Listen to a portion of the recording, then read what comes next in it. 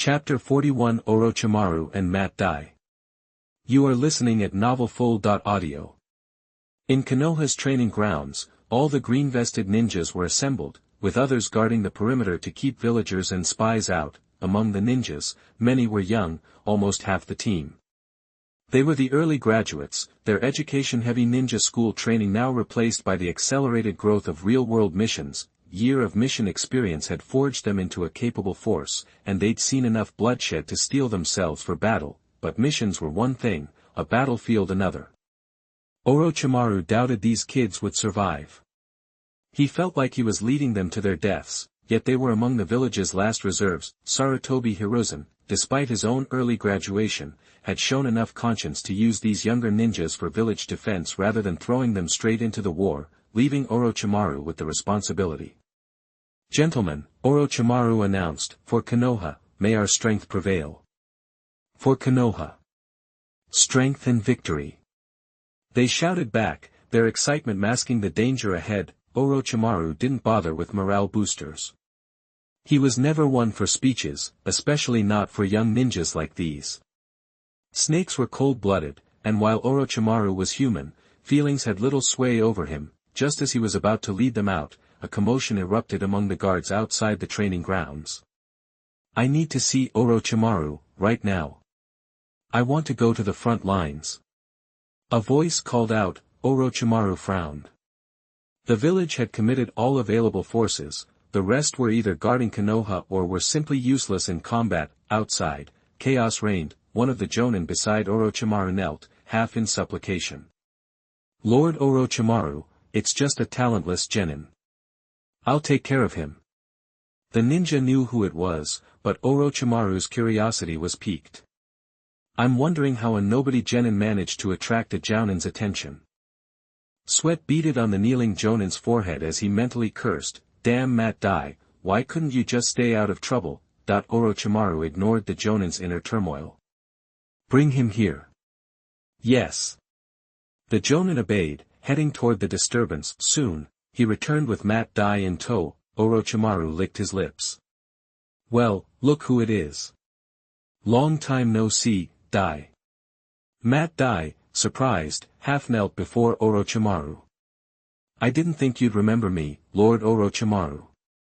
"Your taijutsu made quite an impression," Orochimaru replied. They had been classmates at the ninja school. Back then, during the second Hokage's time, Matt Dai was considered Class A material. But after the second Hokage died, his poor ninjutsu skills landed him in Class C. Orochimaru hadn't seen much of him since. How things change. Orochimaru thought, time flies. "Lord Orochimaru, please let me join the team. I want to fight for Konoha, too," Matt Dai pleaded. "Lord Orochimaru," the jonin interjected, "Matt Dai has no ninjutsu talent. He's just a taijutsu specialist, and his wife just had a baby." He was desperate to keep Matt Dai away from the battlefield. "Unfortunately, Dai," Orochimaru said regretfully, "you'd be useless on the front lines. Taijutsu alone isn't enough." He didn't know if the jonin was being kind or cruel. A ninja specializing only in taijutsu was less than cannon fodder. One volley of ninjutsu, and they'd be wiped out. Did he really think everyone was Uchiha Jin? "Lord Orochimaru, I can use ninjutsu now," Matt Dai insisted. "Watch." He awkwardly began forming hand seals. Instantly, everyone tensed, weapons at the ready. Forming seals in front of the commanding officer could be interpreted as an attack, but Orochimaru raised a hand to stop them. His eyes narrowed as he observed Matt Dai's clumsy movements. Any slower, and Matt Dai would already be dead. It took him almost 20 seconds to complete the transformation technique seal. The others shook their heads. At that speed, the chakra would be completely unstable, making a successful transformation impossible. Despite the mockery, Matt Dai grinned, showing off his front teeth. "Thanks for your support." Transformation, poof, star. Matt Dai transformed perfectly into Orochimaru, astonishing everyone. Even those who knew Matt Dai were surprised. They had only ever known him for his taijutsu. What shocked them most was that this seemingly impossible transformation had actually worked. How? His seals are so slow, the chakra is unstable. How could it work? It's a cheat. But how can you cheat with ninjutsu like that? Matt Dai's method shattered their understanding. Fast seals weren't just for quick ninjutsu, they were essential for stable chakra flow. At that speed, the chakra couldn't possibly remain stable. Orochimaru narrowed his eyes, noticing traces of basic internal strength. These days, access to foundational internal strength and combat skills was rare for a genin. Orochimaru wondered where he had learned it. At the same time, it reminded him of something someone had once said. I'm nothing special when it comes to taijutsu, but I know that there's a person in the village who could go all out with his taijutsu and still not be stopped by the third Hokage if he tried. He had never heard of such a person. Dai, do you know Uchiha Jin? That golden boy? Matt Dai scratched his head, flashing his signature grin. He's an amazing person. So that was it. Orochimaru's snake-like tongue darted across his lips. It appeared he had found the legendary taijutsu master. Dai, if you want to go to the front lines, you'll have to prove your strength. Sir, allow me, the jonin who had been trying to stop Matt Dai said quickly. No, Orochimaru replied with a smile. I'll test Dai's strength myself. Chapter 42 Matt Dai vs Orochimaru. You are listening at novelfull.audio. Lord Orochimaru, Shang blurted out. He still hoped to stop Orochimaru from fighting Might Dai, especially since Dai was an elite jonin. More than that, Orochimaru was known as the Cold Lord, a title earned from his harsh and uncaring nature, which had made him unpopular in Konoha. What if Orochimaru killed Might Dai? Orochimaru said, his snake eyes fixed on the jonin. You've questioned me repeatedly. A wave of intense murderous intent radiated from Orochimaru, instantly engulfing Ran. The oppressive aura was so strong it was almost paralyzing. Ran twitched her fingers, but remained silent, head bowed. Ran, I know you don't want me to go to the battlefield, but I can't stand by while the village is in danger.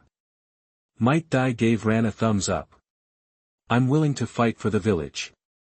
At that moment, even those who had mocked Might Dai couldn't help but look down in shame. Orochimaru clapped, a smile on his face.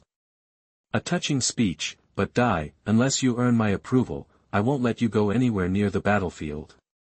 Orochimaru found himself increasingly disconnected from these people. He used to feel something, anything. Now, he just didn't get it. Why would anyone willingly throw away a life that was already so fragile?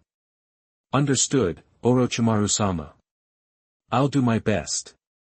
Might Dai nodded seriously. As an elite jonin, Orochimaru-sama must be interested in the gate of death. Unfortunately, he could only barely open 6 gates, and only because of his rudimentary internal strength reaching the second stage, but he just needed to earn Orochimaru-sama's respect. Orochimaru waved his hand, and everyone scattered, creating an open space for the two to fight. Here I come. Orochimaru jonin. Might Dai crossed his arms in front of his face, veins bulging on his forehead. 8 gates released formation. Gate of opening. Gate of healing. Gate of life. Gate of pain. Gate of limit. Gate of view. 6 gates open. A dark green chakra exploded from Might Dai's body, creating ripples in the air around him. His skin turned red from the strain. What an incredible amount of chakra. Orochimaru's eyes widened in surprise at the sheer force of the chakra release. It was like a tailed beast. Youth power prelude. Might Dai vanished, reappearing instantly in front of Orochimaru, delivering a flying kick. The powerful kick connected, sending Orochimaru flying outward in a cloud of dirt. Earth style, substitute technique. The real Orochimaru emerged from the ground, his legs morphing into snake tails. He reached out towards Might Dai. Hidden shadow snake hands. Several large snakes appeared around him. As soon as Might Dai landed, the snakes coiled around him. Lanjiao. Dance of youth. Might Dai's feet became a blur, a flurry of rapid kicks. Each kick generated a green, crescent-shaped energy blade. The snakes were instantly shredded. Might Dai escaped unharmed. Lanjiao. Orochimaru recognized it as one of Uchiha Jin's taijutsu techniques. It used the legs to generate powerful kinetic energy, focused a large amount of chakra, and delivered a vacuum-powered kick. It required both skill and massive chakra reserves. Seeing the incoming slash, Orochimaru's body split open in an instant. However, the gaping mouth of his remaining upper body suddenly expanded enormously, and as soaking wet Orochimaru crawled out, Orochi-style body replacement technique, he raised his hand, throwing a shuriken, and rapidly formed hand seals. Shuriken Shadow Clone Jutsu. A single shuriken multiplied into a storm of projectiles, blocking Might Dai's path forward. The dense barrage left no room to maneuver. Might Dai, facing the overwhelming number of shurikens, began to punch rapidly. The friction between his fists and the air created a searing heat, sending out burning shockwaves to meet the shurikens. This move is called Morning Peacock. It was a technique he'd improvised based on Lan Jiao. Countless shockwaves collided with the shurikens, resulting in a stalemate. The shurikens were neutralized, unable to continue their attack. Orochimaru opened his mouth wide, facing the ground, and countless snakes poured out. Myriad snake net formation. The ground was quickly overrun by the swarm. One of the snakes raised its head and spat out a sword blade, followed by the rest of the snakes. Might Dai repeatedly stomped his feet, leaping into the air. Moon Step. Running Wild Youth. Orochimaru smiled. Might Dai's surprises just kept getting bigger. Moon Step was the most difficult of the taijutsu techniques invented by Uchiha Jin. Though ranked as a B-level ninjutsu, its difficulty surpassed even A rank. It demanded extremely high speed and strength. Even Orochimaru's own body wasn't up to the task. Though Jin doesn't seem to use it as freely. He didn't have much time to contemplate that. Might Dai was already rushing towards him, stepping on air. His speed was so great that even Orochimaru's eyes could barely follow. Might Dai reached Orochimaru and executed a roundhouse kick, aiming for his chest. His foot easily passed right through Orochimaru's chest. Might Dai's pupils shrank. Orochimaru's upper body and chest were filled with countless snakes, intertwined with each other. Might Dai's kick destroyed the entangled mass. At the same time, Orochimaru's elongated body coiled around Might Dai's legs, and a long sword emerged from his mouth, growing rapidly. Whoosh, the sound of the blade sliced through the air. A drop of blood fell. Might Dai looked up, a bloody mark appearing on his forehead. At the same time, his other leg kicked Orochimaru hard, using the reaction force to quickly move away. Countless snake shadows inside Orochimaru's body burst into blood foam, but new snakes emerged and reconnected him. Might Dai landed heavily in the distance. The snakes on the ground vanished. He placed his hands on the ground, his right leg bent slightly forward, his left leg extended straight back. Lord Orochimaru, this is my final attack. Might Dai could no longer sustain his six-gate state. This move is named after my son, and it is my strongest attack. I'm looking forward to it. Orochimaru, fully recovered, was eager to see Might Dai's performance. The ground beneath Might Dai's feet began to crumble. The green chakra flow gradually expanded, as if trying to take shape, but lacking sufficient chakra, it never fully materialized. The next moment, the ground shattered, and Might Dai launched himself towards Orochimaru. The green chakra flow seemed to transform into a dragon. The air tore and screamed. Kai. Chapter 43 The Terrifying Matt Dai. You are listening at novelfull.audio. Listen to the wind howling. It was already bearing down on them before anyone else even showed up. Orochimaru's eyes snapped wide, and his hands flashed through a series of hand signs. Psychic Art. Triple Rashomon, bang. Bang. Bang, three enormous gates slammed into existence in front of Orochimaru. Then, Might Dai kicked them. Boom. Boom. Boom, the gates splintered apart simultaneously. They didn't even last a second. Might Dai's kick pulverized everything. Orochimaru barely had time to cross his arms into a defensive seal before Might Dai's foot slammed into him, sending droplets of blood flying. Boom. Might Dai's kick left a crater in the ground. Might Dai half knelt, gasping for breath. The green chakra aura around him faded as he lost control of the 8 gates released formation. Orochimaru emerged from the ground, his Kusanagi sword pressed against Might Dai's neck. A flick of the wrist would end it all. Dai, you've lost. Orochimaru licked his lips. That kick would have been fatal if it had landed cleanly. He stared at Might Dai, dumbfounded. What a terrifying guy, to think he'd managed to keep pace with them, his peers. Sorry, Orochimaru. Might Dai scratched his head, embarrassed. I can only open up to the 6th gate for now. So I gathered. Orochimaru sheathed his sword and looked at Might Dai with a smile. These 8 gates you mentioned, they're the body's natural chakra gates, right? That the 8 gates were no secret to a researcher like Orochimaru. His studies into potential enhancement techniques were often based on them, but he never imagined someone could force them open in such a brutal way. Yeah. If I really wanted to beat you, Orochimaru, I'd need to open the 8th gate for that final move. But the 8th gate is strictly a last resort. After all, once you open it, you're on borrowed time. Orochimaru stared blankly at Might Dai, his mind racing. Are you trying to kill me? Even Orochimaru's famed composure cracked. He forced a smile to contain his inner turmoil. That kick had already been too close for comfort. If Dai powered up to 7 gates, and 8 gates. Was Dai trying to see him dead? Might Dai looked earnest and serious. Orochimaru felt a shiver run down his spine. This guy was terrifying. In every conceivable way. If he hadn't used the body flicker technique to hide underground and take the hit, he'd be worm food. This was just a sparring session, not a fight to the death.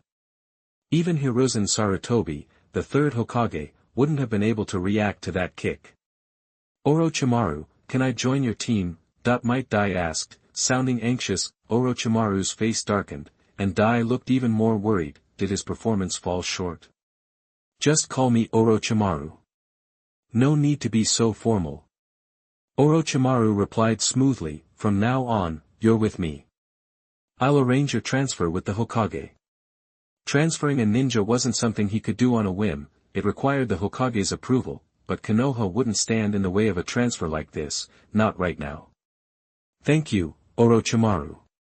Might Dai quickly corrected himself when he saw Orochimaru's glare. Orochimaru. He thought Orochimaru wasn't as ruthless as other ninjas painted him. Orochimaru glanced at the stunned onlookers. Many still had their mouths hanging open, then he looked back at Might Dai, beaming with happiness. He sighed inwardly. This guy had no idea how strong he was. Jin clearly has an eye for talent. The ninja troops headed for the Land of Rain battlefield began their march. Orochimaru took the lead. The ninjas leapt nimbly through the trees. Passers-by might only catch a glimpse of a black shadow and mistake it for a disturbed bird. A ninja's movements were designed to be unobtrusive, and their mobility was unparalleled. Might Dai followed the team from the rear, a position Orochimaru had assigned him. Ahead of him was a jonin named Lan. Lan slowed his pace and matched Might Dai's stride. You shouldn't be going to war. Lan's voice was low and grave. Even knowing that Might Dai was far stronger than him, he still didn't want Dai on the battlefield. Lan. What will happen to your wife and kids if you go to war? Lan cut Might Dai off before he could respond, and explained his reasoning. Dai, you know what? I've always teased you, belittled you, looked down on you. But I've always envied you too. He and Orochimaru were of the same generation, but he'd been stuck in C-rank missions. From being considered cannon fodder to becoming a jonin, who knew how much effort he put in, he sacrificed his entire life just to improve his strength and his position. That was the tragedy of a common ninja. He'd even given up on the idea of getting married and starting a family, resigned to dying for the village somewhere down the line. He was prepared for it, but he knew that wasn't the life he truly wanted. You've got the life I always dreamed of. You could have lived your life in peace, with your wife and son by your side. No risks, no fighting. Wouldn't it be better to just live a normal life, for all of us? Although Might Dai was a weakling, many battlefield veterans had invested their hopes for a peaceful life in him, and having witnessed Might Dai's strength, many had changed their tune. But not Lan. You already have the life I dreamed of. Why would you want to step into this bloody nightmare? Lan. Might Dai grinned at Lan and gave him a thumbs up. I want to protect you guys too. Lan's lips trembled, but he couldn't find the words. He lowered his head and charged forward. Maybe that was why everyone placed their hopes on Might Dai. he was far simpler than most people in the village. The rapidly moving ninja troop came to a halt as Orochimaru raised his hand. Everyone's gaze focused on the forest in the distance. Figures emerged from the trees. The forehead protectors bore the symbol of the Sand Village. Sand Ninjas. Orochimaru's eyes narrowed on the middle-aged man at the center of the group. Ebizo. This was going to be trouble. What's up with Hatake Shomo? Chapter 44 The Incoming Sand Hidden Village. You are listening at novelfull.audio. Orochimaru knew about Ebizo through Danzo Shimura. They were both involved in village espionage, so it was only natural they'd clashed. According to Danzo, Ebizo was a formidable opponent, on par with himself. Orochimaru-kun, perhaps you should turn back. Ebizo, dressed in loose clothing with a bandage wrapped around his head, kept his hands tucked in his sleeves. Orochimaru didn't respond immediately, scanning the area. He sensed at least a dozen more ninjas hidden in the forest, his own side numbered in the hundreds. While they had a numerical advantage, anyone who'd been sent on this mission was an elite. Still, even in terms of elite ninjas, they had the upper hand. But if the enemy targeted the weaker members, their numbers would be reduced by at least 30%, which would seriously impact the war effort in the Land of Rain, but... Guess I'll have to push through then. Orochimaru drew a shuriken, ready to strike. Then I'll have to let only part of you get through. Ebizo reached into his sleeves, pulling out 2 scrolls and unfurling them. Smoke billowed out, revealing 10 black puppets standing beside him, the Kurohige Hitomi, a twisted homage to Bunzaemon, the father of puppetry. The enemy's intentions were clear, to weaken Konoha's presence in the Land of Rain, where they were already losing ground. No more words were needed. Orochimaru immediately launched his shuriken, forming hand seals. Multiple shuriken technique. A storm of shuriken rained down on the sand ninjas. Many used puppets to defend themselves, while others relied on trees and ninjutsu to deflect the projectiles. A roar erupted from the Konoha ranks. Charge! The battle was on. Ebizo didn't immediately join the fray. His eyes, sunken and intense, were fixed on the ground. Orochimaru burst from the earth, Kusanagi sword already in his mouth. The bull-headed puppet swiftly blocked Ebizo's side, crossing its arms to alter the sword's path. Orochimaru tilted his head slightly, hand outstretched. Hidden shadow snake hands. His hand transformed into a writhing mass of snakes, lashing out at Ebizo around the bull-headed puppet. Ebizo quickly leaped into the trees, distancing himself from Orochimaru and dodging the snake attack. Skillfully manipulating chakra threads, he launched the 10 puppets into a furious assault. Orochimaru moved like a spirit snake, nimbly avoiding the puppet attacks, transforming into a serpentine shadow that weaved between them. Every time Orochimaru got close, Ebizo retreated again, but as time wore on, Ebizo began to sense something amiss. He glanced towards the main battlefield, where a green blur was tearing through the Sand Village ninjas, who were steadily being pushed back. His powerful taijutsu shattered puppets on contact, and ninjas were sent flying with a single kick. Meanwhile, Orochimaru was also there, wreaking havoc among the Suna ninja. A clone. He snapped his head back towards the Orochimaru in front of him. Care to guess? Orochimaru gave a cryptic smile and again tried to close in, only for Ebizo to back off. A volley of shuriken from one of the puppets pierced Orochimaru's body, revealing the snake-like shadow within his clothing. But this also confirmed that the Orochimaru in front of him wasn't a clone. Still, he glanced towards the Orochimaru in the distance who had summoned a giant purple snake using necromancy, and which was rampaging through the sand ninjas. That *1 was real too. For a moment, he couldn't tell which was the original. Realizing things were going badly, a puppet speaker emitted a piercing sound. Illusion, mirage sound. Instantly, almost all the Konoha ninjas fell into the genjutsu, attacking the trees as if they were enemies. Only a few elites remained unaffected, including Orochimaru and Matt Dai. The remaining sand ninjas quickly retreated into the depths of the jungle, vanishing into the trees.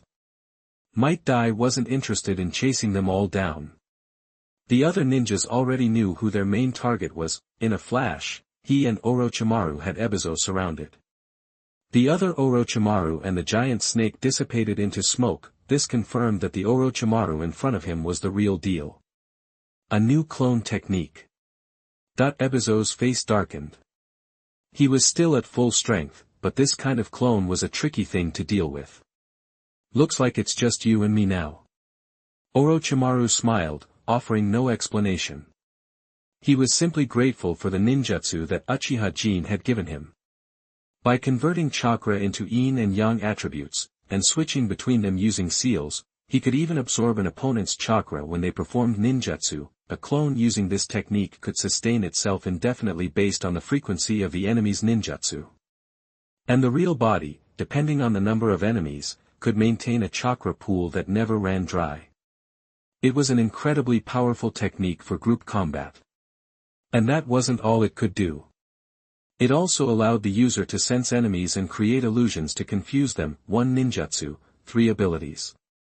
It was more than Orochimaru could ever have imagined. He really wanted to crack open Jin's head and see what was inside. Ebizo sighed and gave Orochimaru a long, hard look. Another glance confirmed that the number of ninjas behind him hadn't decreased much at all. The mission was a failure. He hadn't expected Orochimaru to have such a clone technique. Or for the guy in the green jumpsuit to be such a pain. Still, it wasn't a complete loss. They had at least gained some crucial information. Then, he spoke to Orochimaru. We'll meet again. Poof, a cloud of white smoke, and Ebizo was gone. Lord Orochimaru. The others waited for Orochimaru's orders. What should they do now? The sand ninjas couldn't have gotten far. Let's head to the Land of Rain battlefield. Orochimaru's expression turned grim. The focus in the Land of Rain was currently on defense, primarily monitoring the movements of the other ninja villages. Though many ninjas had been exposed, they were all dealt with by Konoha's route. The surrounding area was mostly guarded by Gen ninjas. It was unlikely that these elite ninjas would have been exposed. The only thing he didn't have concrete information on was the Kawa country where Hatake Shigeo was stationed and the battlefield guarded by Jiraiya. These ninjas likely came from the Land of Rivers. He was starting to worry about what was happening there. Hatake Shigeo was strong, yes, but Orochimaru didn't think he was a good leader. The defensive line couldn't have been breached entirely, or he would have heard about it, but something must have happened to affect the course of the war. Chapter 45 Sand Ninja Front. You are listening at novelfull.audio. The border where the Land of Fire meets the Land of Earth, Konoha's forward camp. With the war kicking off, the usual border outposts have been converted into frontline camps, but things aren't looking good here. All you hear is the constant moaning and groaning coming from inside. The camp center is divided into 2 distinct areas. On one side, stretchers are lined up neatly, filled with ninjas, their faces blue, writhing in pain. On the other side, ninjas are also bluish, but not as badly off. They're just sitting cross-legged on the ground. Suddenly, one of the seated ninjas spat out a mouthful of dark purple blood, and the dark blue tinge on his face began to fade quickly. Hatake Sakumo was instantly at his side. How's it going? The ninja opened his eyes, his face pale, but he still managed to explain, fighting through the discomfort. Basic internal energy can detoxify the poison, but it drains most of your chakra in the process. Hearing this, Sakumo visibly relaxed. The ninja who expelled toxins also felt the price wasn't too steep. A few months to recover isn't so bad. Since everyone started using that basic internal energy technique, the chakra loss has been minimal. It's basically a temporary setback. It's just that not being able to use ninjutsu for a while is a real pain. Sir Sakumo, only a few can still use basic internal skills to detoxify. If this continues, we're gonna lose. A female ninja wearing glasses reminded him. Sakumo's face darkened. Can't we whip up an antidote for Chiyo's poison from the sand village? Her toxins are just too complex. The kunoichi shook her head. Ever since they ran into Chiyo from the sand village, they've been in full retreat, mostly because of Sakumo's decision to prioritize saving his ninjas' lives. He basically handed over the entire Kawa country front. The female ninja didn't know what to make of it. Orochimaru, nicknamed Lord Cold-Blooded by the ninjas, would never have made such a call. taking back lost territory would cost even more. They've not only lost the base but also most of their fighting force is poisoned, and if they don't get an antidote soon, they're as good as done for here. Right now, they're just holding on by the skin of their teeth, thanks to the unpoisoned ninjas and those who've recovered using basic internal skills. The Kunoichi sighed, looking at Tsukumo, his face unreadable, lost in thought. The only ones who can solve this poison from the Sand Village are Tsunade-sama back at HQ and Uchiha Jin, the ninjutsu prodigy. Tsunade-sama should be able to handle the poison itself, and Uchiha Jin might be able to create a jutsu to block the poison's effects. The female ninja's words gave Tsukumo a glimmer of hope. Notify the village now and request Tsunade's help. Also, tell Jiraiya to send Uchiha Jin to coordinate. Yes, sir. The female ninja knelt briefly, then vanished in a puff of smoke. Tsukumo turned his gaze towards the Sand Village. What I give up, I can take back. Tsukumo, known for his ability to read people, knew what the female ninja was thinking, but for him, people came before land. The Sand Village frontline, Chiyo, still at the height of her powers, was studying the map of the Land of Earth and the routes she'd mapped from the Land of Fire. It was a shame that Tsukumo had destroyed all the routes within the Land of Fire. Smoke billowed nearby as Ebizo appeared beside Chiyo. Sister, I failed to stop Orochimaru. There's a real pain in the butt on the other side, and Orochimaru's mastered some annoying ninjutsu. After Ebizo returned, he also put together a file on Konoha. The pain in the butt was a ninja named Matt Dai, who'd been stuck as a genin for ages. But he'd suddenly become a major problem. As for Orochimaru's technique, Ebizo believed it wasn't a new clone technique, or else more people in Konoha would know about it. It had to be some kind of ninjutsu that allowed the clone to keep fighting. Chiyo rubbed her temples. It's one bad break after another. Originally, she planned to wipe out 80% of Konoha's forces with her poison. Too bad that, although Konoha's antidote didn't completely neutralize her poison, it kept them alive, and some could even flush the toxins out of their systems. The resistance on Konoha's frontline hasn't weakened much, and their only hope for a breakthrough, the Land of Rain, has been blocked by Konoha. The third Kazekage is too busy guarding against the Rock Village. The Sand Village doesn't have troops to spare. Konoha's in a bind, but the Sand Village isn't doing much better. Let's shift some troops here. We can afford to weaken things a bit in the Land of Rain. Orochimaru and Tsukumo were both dangerous characters. The situation in the Land of Rain was too complicated, with the Rock Village and the Rain Village's defenses. The Rain Village seemed to have some seriously powerful people. They had the upper hand here. Best to push forward from here first. The Rock Village front, a small team of rock ninjas was running through the woods, a Chunin team. They moved quickly. Their mission was to bypass the frontline positions and scout Konoha supply lines. Suddenly, Minato Namikaze appeared with a kunai and attacked. They scattered quickly, leaving Minato swinging at thin air, but others blocked the remaining two routes. Team 7 intercepted the ninjas in a triangle formation. Sorry, but this route is closed. Jin smiled and brandished his long sword. Kushina blocked another route, her face expressionless. Who told you to sneak past our defensive line? Too bad you have to die here. The three quickly charged at the rock ninjas. The battle was over quickly. Jin twirled the long sword in his hand, and blood trickled from the blade. The three of them were starting to get used to the stench of war. Ever since stepping onto the battlefield, Kushina wasn't as cheerful as before. How long are we going to be stuck here?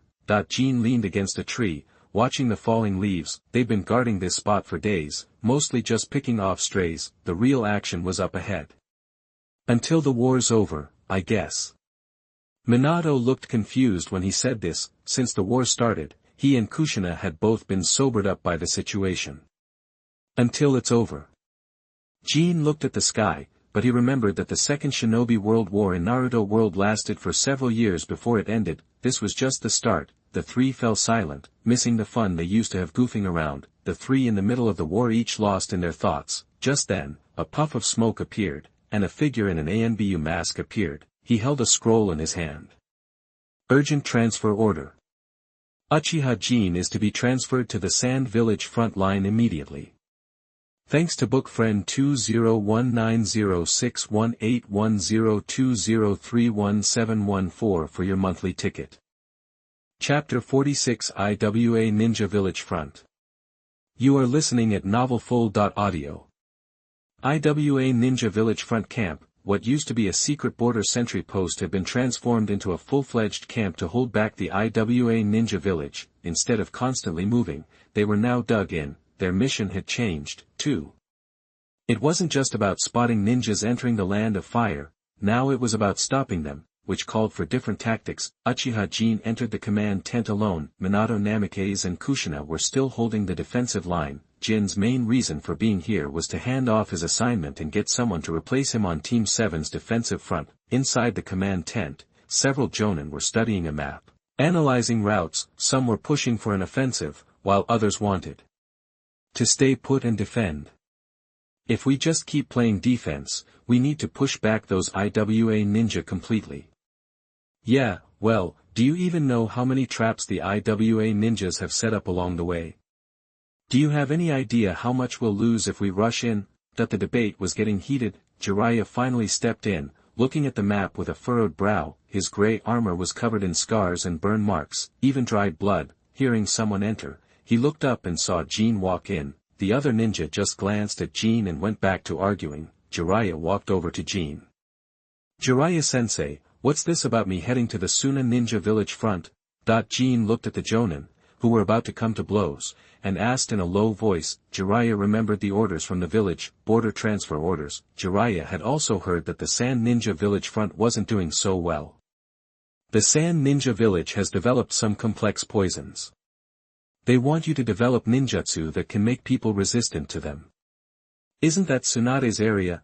Jin was confident in his ability to develop the ninjutsu. He glanced at the deduction input box and saw a bunch of new ninjutsu that could ward off poison. But he wasn't a pro. That's why they should ask Tsunade about this. Even though they turned down Tsunade's idea for medical ninjas, the truth was, Tsunade was the strongest medical ninja in the entire ninja world. Anyone skilled in medical ninjutsu had to respect her. You're just a backup. Tsunade's the main one. The village has already sent Tsunade to the front lines of Suna Ninja Village. Jiraiya looked at Jin with a smile. If you don't want to go, don't feel forced. I can tell them you're not available. He didn't really want Jin to leave. He suspected that he was a disciple of the Son of Darkness, and he needed to guide him slowly. Unfortunately, the middle of a war wasn't a good time for guidance. It was better to keep him close. Jin rubbed his chin, thinking. Jiraiya-sensei, if I solve the problem at Sand Ninja Village, can I trade that for the right to read the Book of Seals? Now that anyone in Konoha had used his basic internal skills, the opponent's ninjutsu had become his, but he didn't have the sealing technique. It seemed there was only one spirit transformation technique in the Book of Sealing. Jiraiya pondered Jin's request. I can help you apply, but to see the Book of Seals, you'll need the Hokage's approval. I see. Jin thought about it. Sarutobi Hiruzen probably wouldn't let him read the book. After his basic internal skills became the village's ninjutsu, Sarutobi Hiruzen had given him nothing but a signature. Other ninjas surrendered their ninjutsu without asking for anything in return, but Jin wasn't like that. If he couldn't detect other people's ninjutsu through basic internal skills, he wouldn't hand it over so easily, but on the surface, he was the one who suffered the loss. Sarutobi Hiruzen took revenge, but he had written it down. Sooner or later he would take revenge. His main goal in changing merits now was to get a glimpse of the contents of the Book of Seals. This could be an opportunity. He had been eyeing the book for a long time. Then leave it to me. Jin agreed. The sun was bright.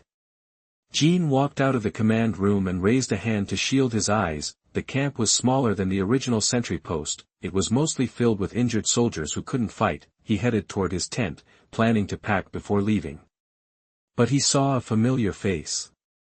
Hyuga Hisashi. Kin Uchiha. Seeing Jin, Hinata Hisashi lowered his head. He was a mess. One eye was bandaged, one arm was in a sling, his neck was wrapped in gauze, and he was using a cane. You. It's not easy to survive, is it? Hinata Hisashi finished the sentence for Jin, his fingers white as he gripped his cane. He looked calm on the surface. Are your eyes okay? Jin changed the subject. The Hyuga clan was all about their eyes, like the Uchiha. Losing one I would be devastating. It's okay. They'll be fine in a few days. Hinata Hisashi touched his eye. If the enemy hadn't found his visual blind spot, he wouldn't be in this state. He clenched his one good hand into a fist. Why was he looking angrier? Jin exchanged a few more words and left. Everyone in the Hyuga clan seemed to have their issues. It reminded him of his promise to his future younger brother. Hinata Kiyo must have gone to the battlefield in the Kingdom of Rain. I hope he's doing okay. He shook off the thought and kept moving. When he reached his tent, he realized he didn't have much, just some ninja tools. He packed everything in a backpack and sent it to Ryuchi Cave using the reverse summoning technique. Xiaobai would keep an eye on things. Then he walked out of the camp, looking at the lush woods. The camp disappeared when he turned around. The camp was still there, but the illusion barrier made people overlook it. Rumbling sounds came from a distance. From the main battlefield, ninjutsu flashed, and lights flickered. The IWA ninja village was trying to break through, but the Konoha ninjas were holding them back. The IWA ninja were taking the most casualties. Konoha had taken less damage, but many soldiers had died on the battlefield. Sunagakure village can't be more dangerous than this. Probably. With my current strength, I'm probably not going to die. After fighting in the war for nearly half a year, he understood the ninja's fighting style. He was basically a jounin now. He lacked experience at first, but even though he wasn't an expert, he wouldn't just sit there and get killed. He turned and jumped into the trees, quickly leaving the camp behind. Chapter 47 The Rain Country Front. You are listening at novelfull.audio. The Rain Country Front. Konoha's under-equipped ninja forces were pushed back outside the Rain Country by the combined might of the Rock and Sand villages. If it weren't for the Rain Village ninjas, and if the Sun Village and IWA Village hadn't gotten involved, Konoha might have been completely overrun. When Orochimaru arrived at the camp where the Land of Rain met the Land of Fire, he immediately felt Konoha's dwindling morale. They were already stretched thin fighting three kingdoms, and these outposts were manned by ninjas who were few in number and even fewer in skill. Naturally, the repeated defeats had taken a toll. Orochimaru's arrival provided a small boost, but its impact was limited. After all, he hadn't brought many ninjas with him. If things continued this way, the Rain Country front would collapse before Konoha even had a chance to reverse the slide. Orochimaru launched a direct assault on the Rain Country. The battlefield was a chaotic mess. Ninjas clashed, and jutsu collided, flames erupted, floods swept the land, rocks flew, and the ground crumbled everywhere. The Rain Country's cities were reduced to rubble. Very little of the small nation remained intact. Led by their ninjas, the people of the Rain Country desperately tried to escape the fighting. The Rain ninjas considered IWA, Suna, and Konoha their enemies. After all, they were the ones destroying their home. On the Rain Country's main battlefront, Orochimaru single-handedly held off the combined forces of IWA, Suna, and Rain. Giant purple snakes emerged among the enemy ninjas, their shadowy forms looming over everything. Against Orochimaru's assault, the weak could only await their fate. He's incredible. A young man in a green vest squatted on a collapsed rooftop, flanked by an adult and an even younger boy. Their white eyes identified them as members of the Hyuga clan. Young master, try to stay back. Hinata Futana, a Hyuga jonin dedicated to protecting the clan, cautioned Hinata Hisashi. I know, Feng Dao. Hinata Hisashi pursed his lips, watching Orochimaru wreak havoc on the battlefield and the green figure weaving through the chaos. Just those two had managed to turn the tide on the Rain Country front. He wondered if he could ever reach that level. He felt a pang of envy. Hinata Chin remained silent. Spotting a Rain ninja charging toward them, he moved instantly. 8 trigrams palm. Hinata Chin unleashed high-density chakra shockwaves from his palms, striking the Rain ninja squarely. The Rain ninja flew backward, landing on the ground motionless. Hyuga Chin is a rare genius in the Hyuga family. He'll be a valuable asset to you in the future, young master, Hyuga Feng Dao commented. Hinata Chin's palm technique was far beyond what most 11-year-olds in the Hyuga clan could achieve. I understand, Hinata Hizu nodded, then intercepted an IWA ninja rushing toward him. Opening his stance, a Bagua diagram seemed to materialize beneath his feet. Gentle fist. 8 trigrams 64 palms. Hinata Hisashi's hands became a blur as he struck the Iwa Nin repeatedly. When he finished, the Iwa Nin stood motionless as Hinata Hisashi walked past him. A moment later, the Iwa ninja collapsed, lifeless. As expected of the main house, they've mastered the essence of the 8 trigrams palm. Hinata Feng Dao spoke with genuine admiration. Hinata Qing remained expressionless, merely glancing at Hinata Hisashi as he continued his fight. Observing the palm techniques used by Hinata Hisashi, he gritted his teeth. That's the 8 trigrams palm, the one reserved for the main house. If he had learned it, he'd be even stronger than Hinata Hisashi. Unfortunately, as a member of the branch house, he was powerless to resist his fate. All he could do was channel his anger into fighting the enemy. Hinata Kazuta watched Hinata Qing's performance. He said nothing. Hinata Qing simply didn't understand that he was just a bird trapped in a cage. Sooner or later, he'd realize that a caged bird could never truly escape. Rumble. A deafening sound echoed, followed by a roar. Orochimaru. A violent explosion ripped through the air, and a figure from Iwagakure charged straight toward Orochimaru. At the same time, Matt Dai was intercepted by a fireball that suddenly appeared from the Suna village side. The rain ninjas quietly began to withdraw from the battlefield, because the fight was escalating. Uchiha Jin walked into the desolate city. The streets were nearly deserted, only a few shops remained open, hoping for customers. The war's really taken its toll. He traveled all day and night and decided to rest before going forward. Walking into the city, he was the only ninja who would do such a thing. For most ninjas, the mission came first. He entered a noodle shop. Welcome. The owner sat behind the counter, looking glum. He forced a smile as he saw Jin enter. Jin saw the menu taped to the wall behind the counter. He saw the prices. Why is it so expensive? Prices in this backwater town were higher than in Konoha, 10 times higher. Sorry, customer, the owner said, looking embarrassed. Everything's gone up so much that I'm barely making any money. It's okay, I get it. Jin waved his hand. Even a place as safe as Konoha had seen prices triple, let alone these small towns. He pulled out a Fire Country banknote and slapped it on the table. Give me 20 bowls of your special ramen. The owner was stunned. Was this guy trying to scare him to death? But he didn't argue. The customer wasn't refusing to pay, and in the Fire Country these days, no one dared to cause trouble. Even a kid could be dangerous. Although Jin wasn't wearing a forehead protector, the owner was sure he was a ninja. Jin had stowed his away for convenience. The ramen came quickly. Jin eagerly began to slurp it down. The owner couldn't make noodles fast enough. Jingle bell. The bell above the door rang. Boss, miso ramen, please.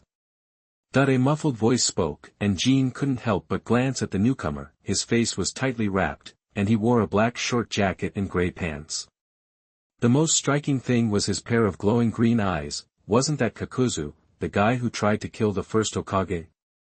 Jin's gaze triggered Kakuzu's alertness. He quickly looked at Jin. But Jin had already lowered his head and was busy eating. The noodle shop fell silent. Kakuzu waited for the owner to bring his ramen and quickly finished the bowl. He paid and left. He walked out of the city. Once outside, he turned and looked back. Jin was following, his hands in his pockets. Thanks to my left-hand cue for your monthly ticket. Chapter 48 Kakuzu. You are listening at novelfull.audio. Ninja. Kakuzu sized up Uchiha Jin. The kid looked 12 or 13, dressed head to toe in black. No family crest. No forehead protector. If it weren't for the long black knife at his waist and his light footsteps, Kakuzu would have dismissed him as just another kid passing by. I've got a ninja number, for now, Jin replied with a smile. For now. Kakuzu picked up on that, ***. He thought, this kid's not a ninja in the traditional sense. Even a rogue ninja wouldn't phrase it like that, but what's it to him? He pulled a stack of papers from inside his cloak and started flipping through them. Wanted posters with mugshots. He riffled through them, no match for the boy in front of him. Alright, spill it. Why are you following me?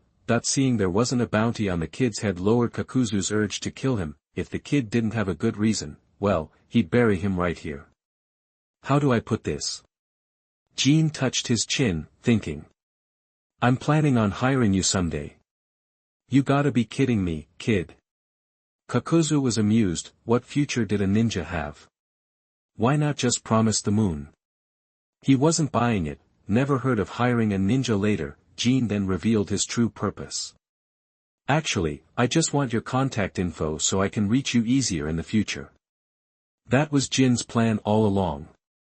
Finding people later was a pain. Rogue ninja had unique ways of avoiding detection by the major ninja villages. They were a small group, and the villages preferred to err on the side of killing them all. Even a weak village like Taki would jump at the chance to kill Kakuzu if they got wind of him. If he waited too long, Kakuzu might join Akatsuki. Then, recruiting him would be impossible. For now, Jin was self-aware. He didn't have the strength to force anyone. Do you even know who I am, kid? Kakuzu's tone deepened. The kid's attitude made it clear. Jin was after him, Kakuzu. Not just any ninja. Kakuzu, the guy who once tried to assassinate Senju Hashirama, the first Hokage. Legend. Jin said with admiration. Also known as Hokage's #1 worker, Kakuzu ignored Jin's praise. Black lines emerged from his arms. Seems my info's been leaked. Even though Kakuzu frequented underground money exchanges, he kept a low profile. The exchange couldn't have much on him, so how did this kid know? Can we skip the fighting? Jin tilted his head. He couldn't beat Kakuzu in a straight fight, but it wouldn't be easy for him either. Besides, Kakuzu had revealed his hand. That weakened him. To a degree, Kakuzu's strength was Kage level, but for Jin, who knew his secrets, he was just an elite jonin, and Jin wasn't someone an elite jonin could easily defeat. Did he think his golden ticket was just a job? Kakuzu wasn't interested in skipping the fight. The info leak was too dangerous. Two fists shot out, propelled by the black threads. Jin stepped forward, appearing next to Kakuzu in a flash. He spun, delivering a whip kick to Kakuzu's side. Instantly, black threads shot from Kakuzu's body, wrapping around Jin's legs, binding him tight. Seeing Jin subdued, Kakuzu declared victory. Looks like it's over. Don't think so. Jin's figure poofed into white smoke. Several explosive tags appeared, a loud boom followed, and Kakuzu's body was blown to bits. Earth clone jutsu. The real figures appeared on the other side, facing each other. Looks like he's not going down easy. Black lines snaked around Kakuzu's body. Jin drew the Kusanagi blade from his waist. How about we just talk? Jin suggested, mostly because he didn't want a fight he couldn't win, but Kakuzu was already forming hand seals. Earth style, earth spear. Kakuzu's hands turned pure black. He shot his arms out, aiming for Jin. The golden blade blocked the black line of one fist, sparks flying. The other fist came around. Guess we're doing this the hard way. Jin sighed, closing his eyes. Just as the second fist connected, he vanished, reappearing to Kakuzu's left, slowly opening his eyes. 3 spinning scarlet tomo rotated in his pupils. Uchiha. A leaf ninja. Kakuzu waved his arms, sending 2 more attacks. They wrapped around Jin. Jin didn't resist. A masked, black-lined creature emerged from Kakuzu's back, opening its mouth towards Jin, lightning crackling inside. Just then, Kakuzu noticed Jin's lips curl into a smile. He knew he'd screwed up. Jin declared, smiling, "You're looking at me." Suddenly, the world changed for Kakuzu. He was being constricted by his own arms, and the lightning from the masked creature's mouth was pointed directly at him. Sharingan Genjutsu. Kakuzu forced the masked creature to dispel the lightning and retracted his binding fists, glaring at Uchiha Jin. I might not be able to beat you, but I can make you pay a heavy price. You still want to fight, Mr. Kakuzu? Jin was banking on Kakuzu's arrogance. With 5 lives, he wouldn't be so wary of the Sharingan. The masked creature retreated back into Kakuzu's body. I'll find you when you've got a bounty on your head. Kakuzu knew the kid, despite his age, was no pushover. Without a bounty, the risk wasn't worth the reward. Mr. Kakuzu, all the money I plan to make in the future will be under your control. Jin's words stopped Kakuzu. He turned, sizing up the young man again. The kid was strong. Jonin level at that age was rare. And with the Sharingan. Not elite, but still impressive for a regular jonin. Besides, he had a different vibe than most ninja. The kid was ambitious, a young man with strength and potential, maybe he was worth investing in. Tell me more. Kakuzu approached him. Chapter 49 Arrival. You are listening at novelfull.audio. Konoha Forward Base, Land of Rivers. Jin stopped on a high branch, forehead protector already in place. He scanned the terrain ahead, rocks, weeds, squirrels, and teeming insects, untouched wilderness. He unrolled the scroll in his hand.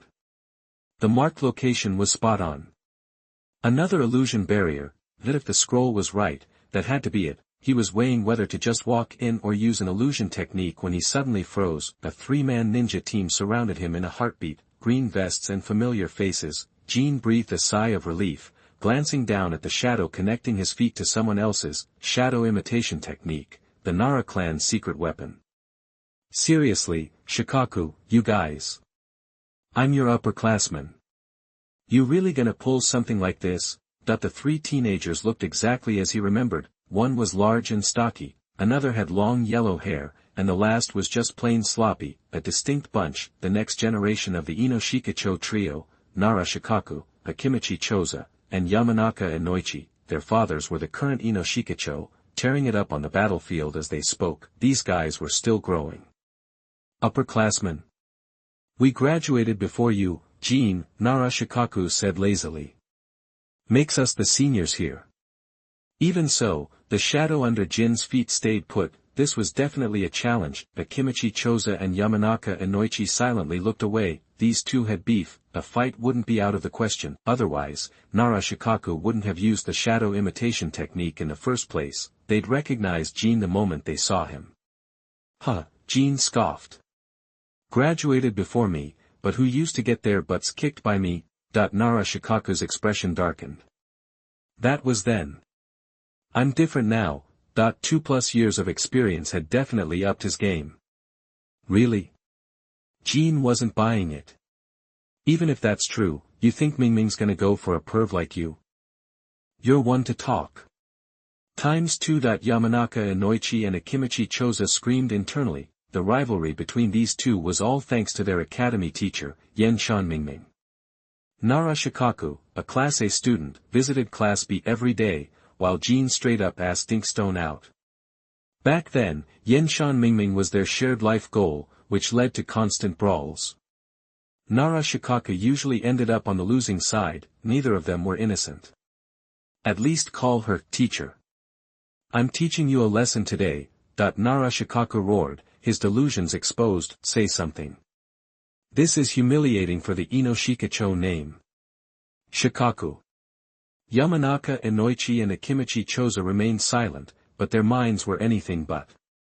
Oh, the voice startled Nara Shikaku, and the expressions of all three changed. Poof, Jin, surrounded by the three, turned into smoke. Shadow clone jutsu, a blade, cold and glinting, pressed against Nara Shikaku's neck. Still the same old you, Shikaku, Jin commented calmly from behind. Nara Shikaku shot a pleading look at his companions. But they averted their eyes, helping Shikaku. It would stain the name of Inoshikacho. Desperate, Nara Shikaku raised his hands in surrender. My bad. Forgive me, Senior Jin. Jin lowered the blade. Should have said that sooner. Only then did Yamanaka Inoichi speak to Jin. Lord Samaji and Lady Tsunade want to see you. Lead the way. Jin resheathed his blade. Yamanaka Inoichi and Akimichi Choza lifted Nara Shikaku and jumped down from the tree, heading for the camp. Nara Shikaku didn't resist. He was afraid Jin would interpret struggle as provocation. Couldn't beat him before, even less so now. A pang of sadness hit him. Jin followed the trio into the camp. As he passed through a layer of film, the scenery shifted. The weeds and rocks vanished, replaced by neat rows of tents and the constant wails of people on stretchers. A female ninja with long, light yellow hair, short eyebrows, fair skin, and a full figure wore gray armor. She frowned, hands glowing green as she examined a severely injured patient. An angel, in every sense. That's what Jin thought. He recognized her. One of the future Sannin, Tsunade, arguably the most famous ninja in Konoha, the Konoha ninja unwilling to kill, even when facing the enemy. Tsunade might not be the strongest, but her medical skills were unmatched. Even later on, Akimichi Taiza pointed to a man beside them, watching Tsunade's treatment intently, a man with a green vest and long, silver-white hair, Kakashi's dad. The four remained silent, all focused on Tsunade as she worked. The toxins were quickly extracted from the patient's body. She wiped the sweat from her brow and approached Hitaki Tsukumo. Chiyo's poison is nasty. They're already severely poisoned, and we lost too much time. I'm the only one in Konoha who can treat them, and I can only treat so many people in a day. Some won't make it. Tsunade felt the weight of it. As a medical ninja, she couldn't save everyone due to time. It left her feeling helpless. If the village had listened to her advice and trained more medical ninjas, they wouldn't be in this position. Sarutobi Hiruzen had listened to Tsunade and established Konoha Hospital, but it didn't help these soldiers on the battlefield. Hitaki Tsukumo looked grim. This meant some would have to be sacrificed. An unacceptable result. From the corner of his eye, he saw the kid staring at Tsunade's assets. Tsunade glanced at Jin with a frown, picking up on the look in his eyes. So rude. Kin Uchiha? Jin snapped back to reality. The ground was too damn white. Yes, I'm Uchiha Jin. Ignoring Tsunade's glare, Hitaki Tsukumo asked hopefully. Kin Uchiha, can you develop an antidote? Neither Tsunade nor Hitaki Tsukumo had high expectations, just in case. I can't develop an antidote, Jin said, shaking his head, then added, before their faces fell, but I know how to cure them. What's in it for me? Jin gave them a knowing grin. Tsunade and Hitaki Tsukumo locked eyes with Uchiha Jin. The atmosphere tightened, thanks to Xianzhan for the monthly ticket, thanks to Fei Longqi for the big monthly ticket. Chapter 50 Remarks on the Launch. You are listening at novelfull.audio. It's hitting the shelves tomorrow, and I just got the heads up today. I was expecting a test run, but instead, I got the release notice. Honestly, the sudden release kind of freaked me out because it's way earlier than I planned. I'm worried readers will be disappointed, so, once it's out, I'm changing my update schedule. Instead of 2 chapters a day, I'll be posting 5, unless something comes up. I'll still aim for at least 2 updates. Bottom line, I'm really hoping for some positive feedback. This all happened so fast. Now that I've written this, let me address some of your comments. This is my first time writing a book, and I know some details are off. My deepest apologies, Ors. I messed up in a few places. The golden finger power I initially gave the protagonist was supposed to keep his power levels from going crazy, so I put limits on it. But it didn't really work, so I tweaked the golden finger settings later on. Then there's the issue of the protagonist not being strong enough. He's currently at the level of a regular jonin. He just has a lot of tricks up his sleeve, making him stronger than your average jonin, but his power is still limited. I've addressed the experience issue, so he's now on par with Shisui and Itachi at the same age. In the second volume, I purposely sidelined the protagonist's growth. Actually, the real focus of the second volume wasn't Uchiha Jin, but the original character. I wanted to explore their development. The third volume kicks off the protagonist's story. If you're looking for an overpowered protagonist, you'll find it in the fourth volume. The most important thing is the Kushina's backstory. The information I originally found said the Kumo ninja kidnapped Kushina because of the nine tails inside her. I'm really sorry that this doesn't match the original story, but changing Kushina's nine tails setting would be a huge rewrite. I'm not even sure where to start. So, chalk it up to my mistake. Some people also feel like Kushina Taisaku is a problem. All I can say is that the protagonist always wins when he fights Kushina. Even though it's played for laughs, I never wrote him suffering a loss. As for what happens next, I've got 2 paths planned. Which one I take depends on how the fourth volume is received. That'll decide whether the story runs for 10 volumes or just 5. If it's 10 volumes, I'd like to add some Dragon Ball elements, maybe even introduce some Dragon Ball characters. If the results aren't good, the 5th volume will feature a ton of original characters. That's it. Thanks for all your support. If you're enjoying my work, I'll keep writing carefully. If you see anything wrong, please let me know. and I'll fix it. Again, I apologize for the early release, but I'm still hoping you'll give it a shot so I can get some good numbers, please. Anyway, wishing you all good health, wealth, and happiness.